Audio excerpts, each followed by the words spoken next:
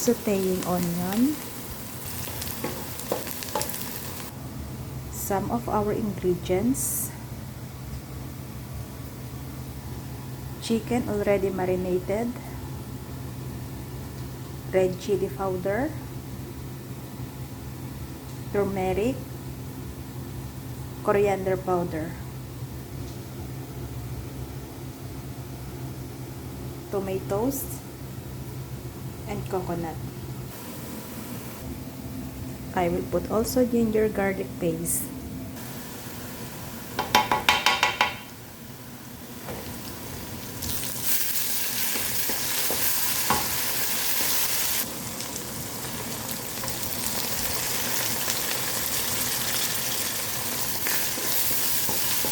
It's up to you if you want to push first the chicken or these ingredients. It's up to you.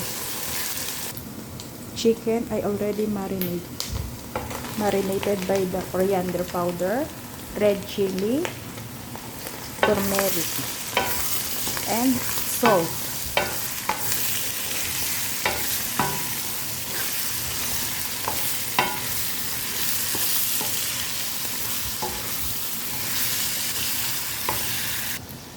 I already put also the black pepper powder, but I forgot to show you.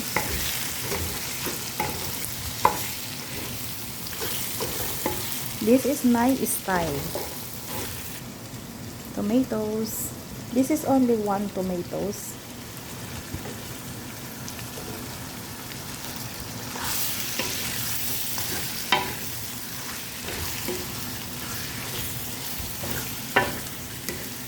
I don't have a green chili, so I decided to put the red chili powder.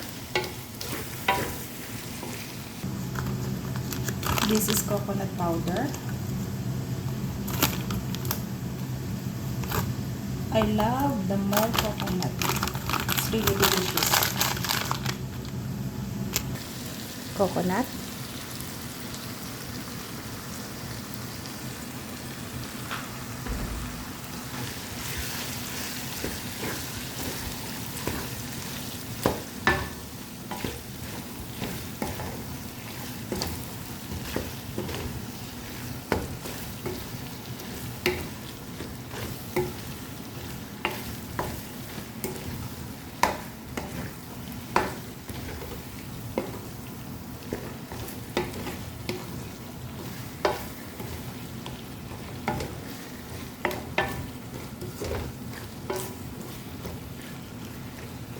Why the color is the same like this? Because I put the turmeric,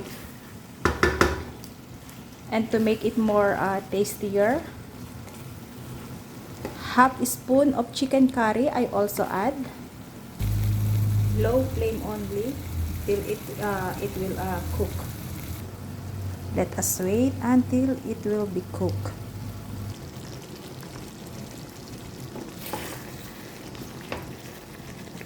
Wow, so really delicious.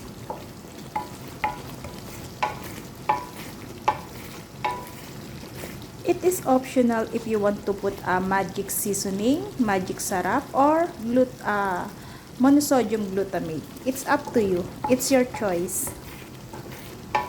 But for me, I use magic sarap seasoning. So it will become more and more and more delicious. So this is it. I'm done.